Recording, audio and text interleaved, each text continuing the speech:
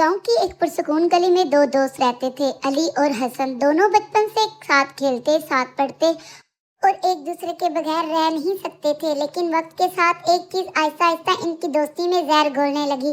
वो चीज थी जलन। एक दिन स्कूल में रिजल्ट आया। अली ने पूरे स्कूल में पहली पोजीशन हासिल कर ली। टीचर ने खुश होकर कहा, अली तुमने पूरे स्कूल का नाम रोशन कर दिया। सब तालिबे इल्म तालियां बजाने लगे। हसन भी वहीं खड़ा था, लेकिन इसके दिल में खुशी की बजाय एक अजीब सी चुभन पैदा हो गई। घर जाते हुए हसन खामोश था।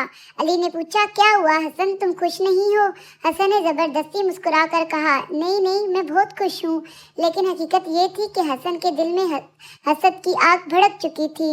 अब जब भी कोई अली की तारीफ करता, हसन के दिल में जलन और बढ़ जाती। एक दिन मोहल्ले में किसी ने कहा, अली तो बहुत ज़हीन लड़का है, इसका मुस्तकबिल बहुत रोशन है।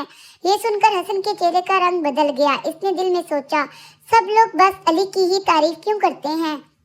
जलन इंसान को अंधा कर देती है। एक दिन इम्तिहान से पहले हसन ने छुपके से अली की नोटबुक छुपा दी। इम्तिहान के वक्त अली परेशान हो गया। अली ने कहा, मेरी नोटबुक कहाँ गई? हसन ने खामोशी इख्तियार कर ली, लेकिन इसके दिल में बेचैनी बढ़ने लगी। कुछ देर बाद टीचर को हकीकत का पता चल गया। टीचर ने हसन को बुलाया और कहा, हसन क्या तुमने ये किया है?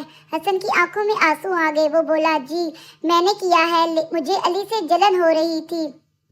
सबको लगा कि अली गुस्सा करेगा, लेकिन अली ने आगे बढ़कर कहा, हसन तुम मेरे दोस्त हो, अगर तुम्हें मेरी कामयाबी से तकलीफ हो रही थी तो तुम मुझे बता देते।